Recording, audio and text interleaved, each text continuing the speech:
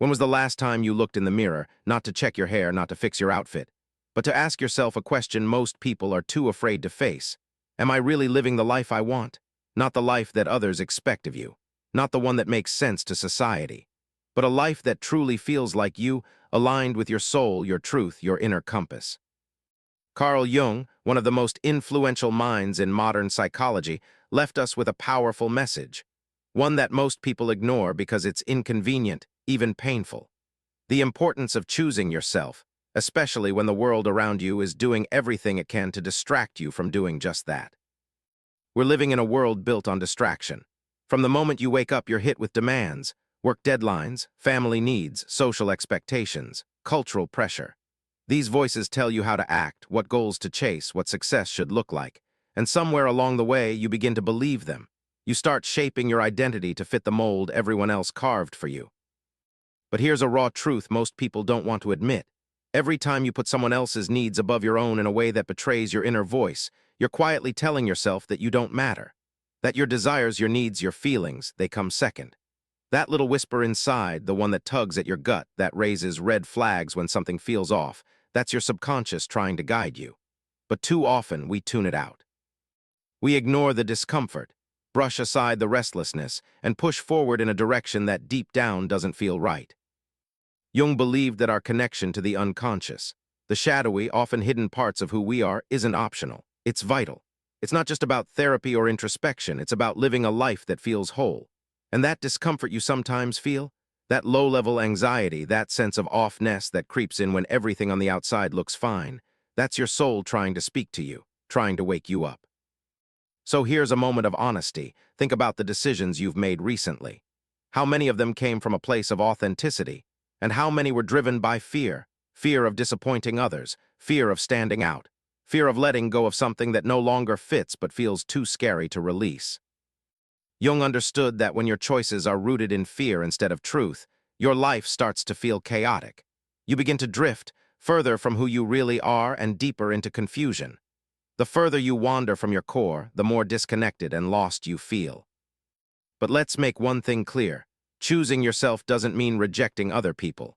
It's not about becoming selfish or cold. It's about alignment. It's about realizing that if you want to bring your best self to the people and the world around you, then you have to start by being whole yourself. This is what true self-love looks like, not bubble baths and spa days, but the sometimes painful, always necessary process of being real with yourself. Self-love isn't indulgence. It's foundational.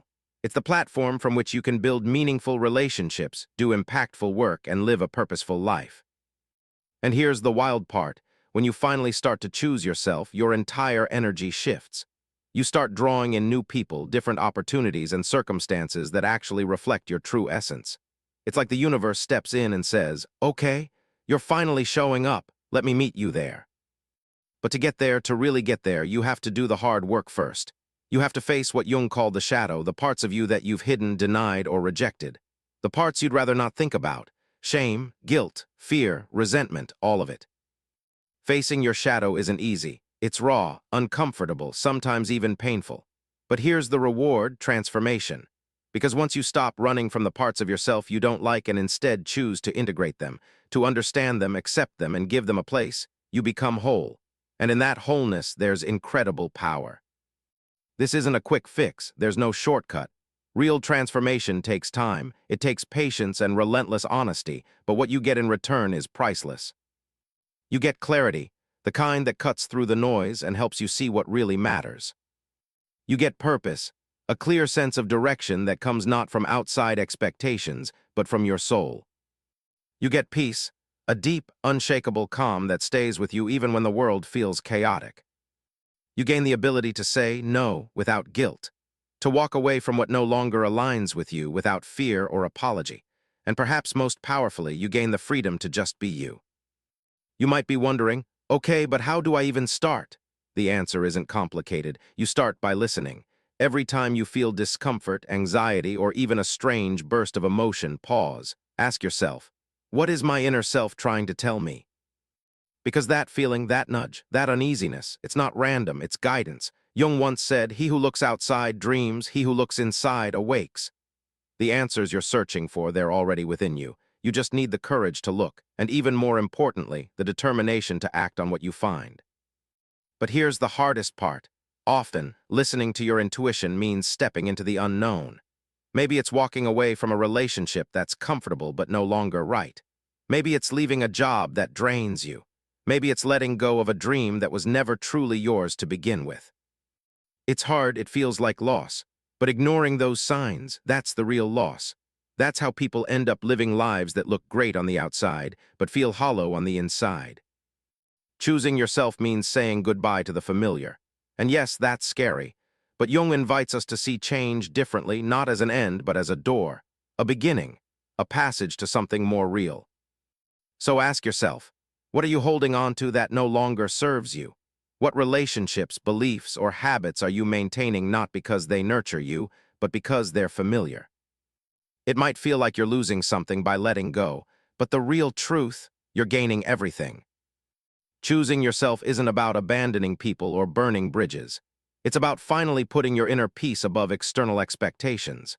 It's about standing up for the version of you that's been whispering beneath the surface, asking for air, for light, for space to breathe. But here's the challenge.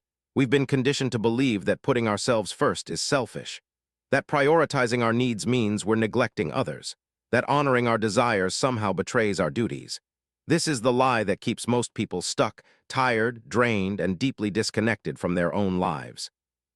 When you make the bold decision to choose yourself, something begins to shift. The fog starts to clear. You begin to see life differently with clarity, not confusion. You notice who's truly for you. The people who genuinely support you, they stay.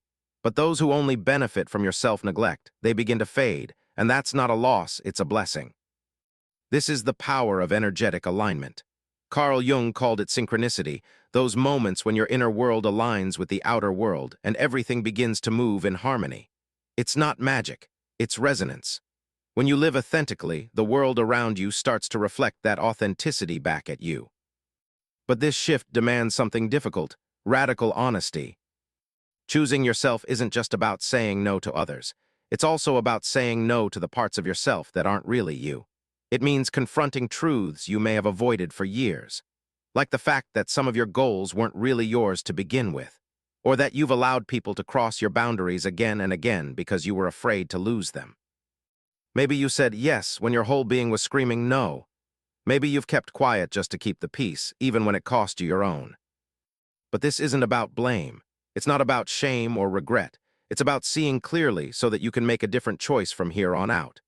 Jung taught that authenticity is a lifelong journey, not a single destination. It's a process of waking up again and again to who you truly are. And it's a process that will be tested.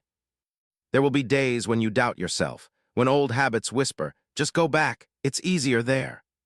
When people question your choices and the weight of their disapproval feels heavy, you may even question your own worth, wondering if you're making a mistake by stepping off the well-trodden path. But hear this, growth never happens inside your comfort zone. True transformation, the kind that lasts, comes from stepping into the unknown, from choosing discomfort over conformity, from saying, even if no one understands me right now, I'm still going to be me. And yes, it's going to feel lonely sometimes, because when you stop chasing approval, you also stop bending to fit into boxes that were never meant for you. You stop settling for shallow connections and start seeking real ones. You stop living for applause and start living for alignment. And here's the beautiful part, the right people. The ones who love you for who you are and not what you give them. They'll find you. You don't need to convince them, prove yourself to them, or change for them. They'll show up because your authenticity acts like a magnet, drawing in what aligns and gently releasing what doesn't. This is the power of choosing yourself. And it doesn't just transform your life, it transforms your relationships. You stop playing roles, you stop pretending. You show up as you are, and in doing so, you give others permission to do the same. That's why this journey isn't selfish, it's sacred. It creates a ripple effect. Your courage to live authentically becomes a silent invitation for others to do the same. But let's be real, the inner work isn't always glamorous, it's messy, emotional, exhausting even. Jung often said that what we resist persists. So those buried emotions, the suppressed truths, they don't go away, they just wait until you're ready to face them. And when you do, that's where real change begins. So let's talk about boundaries. one of the most vital aspects of self-respect. Setting boundaries isn't about shutting people out. It's about protecting your peace. It's about saying, this is what I will allow into my space and this is what I won't. It's not aggressive. It's not dramatic. It's necessary. Too often, we fear setting boundaries because we don't want to be seen as difficult. But what's really difficult is constantly sacrificing your well-being to keep others comfortable. What's really painful is staying in relationships that drain you, simply because it's easier than being alone. Jung believed our relationships are mirrors. They reflect what we believe about ourselves. So if you keep attracting people who disrespect you, ask yourself, where am I disrespecting myself? If others consistently cross your limits, ask, where have I failed to set them? Your subconscious is always trying to guide you. That exhaustion you feel after certain interactions, that anxiety that spikes before certain meetings, those aren't random, they're signals. They're your inner self saying, this isn't right for you. When you honor those signals, when you listen to them instead of suppressing them, you begin to build a life that actually supports you instead of depleting you. And here's what happens next. Your intuition strengthens. That inner voice that once felt faint, it grows louder, clearer, more confident. You begin making decisions that don't just make sense on paper, but feel right in your body, in your heart, in your soul. This is what Jung described as reconnecting with the unconscious. It's not mystical, it's deeply human, and it's available to you right now.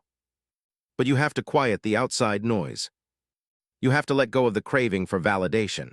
You have to stop living for likes, for status, for approval. Because none of that will ever satisfy the part of you that just wants to be seen, really seen, for who you truly are. And when you finally choose yourself, the universe listens. Suddenly, opportunities arrive that match your energy. People appear who align with your growth. Circumstances shift, seemingly out of nowhere, to support your next step. This isn't coincidence, this is alignment. It's not about living a perfect life. It's about living your life on your terms, by your truth, in your own timing. Yes, there will be challenges. Choosing yourself doesn't mean the road gets easy. In fact, it might get harder before it gets better. Because the world around you, the people used to the old you, will resist your transformation. They'll test your boundaries. They'll question your choices. They'll try to pull you back. But that's just the echo of your past trying to hold on. Every time you reaffirm your decision to live authentically, you reinforce your inner strength. Every time you say no to what no longer serves you, you make space for what does. Every time you honor your truth, you take another step toward becoming the person you were always meant to be. And that is a life worth living. Let's go even deeper now. Because the moment you decide to choose yourself, truly choose yourself, you send a powerful message to the universe. I'm ready to live in alignment with who I really am. And the universe, it listens, it responds. Doors start to open. People who resonate with your energy begin to show up. Opportunities that once felt impossible start to feel inevitable. But don't get it twisted. This doesn't mean everything becomes effortless. In fact, some of the greatest challenges come after you make that decision. Why? Because when you finally step into your authenticity, the world, which has grown comfortable with your compliance, begins to resist. That resistance, that pushback from others, or even from within yourself, is not a sign you're wrong. It's proof you're moving forward. Think of it like this: when you start to change, you disrupt the old system. You're no longer playing by the unspoken rules. You're no longer fitting the roles others cast you in. And people, consciously or not, notice. Some may feel threatened. Some may feel confused, and some may outright leave. But the ones who stay, they're your people. It's in these moments that you begin to see who truly supports your growth, and who only benefited from your silence. This is where your courage is tested, because there will be days when it feels easier to go back to the familiar, when old habits seem tempting again, when fear creeps in and says, maybe this is too much. But remember, growth is rarely comfortable. It's messy, it's emotional, and it asks you to shed layers of identity that no longer serve you. It's like peeling off armor you didn't realize you were wearing, heavy, suffocating, and outdated. So how do you stay strong in those moments? Through self-reflection. Ask yourself, what do I truly value? What kind of life do I want to build? When your vision is clear, your decisions become easier. You stop saying yes to everything that sparkles and instead focus on what actually feels aligned. As you become clearer about your values, you begin to attract people and situations that mirror them. Your external world starts to reflect the inner work you're doing. You're no longer forcing connections or hustling for attention. Everything flows more naturally. And here's something beautiful to remember.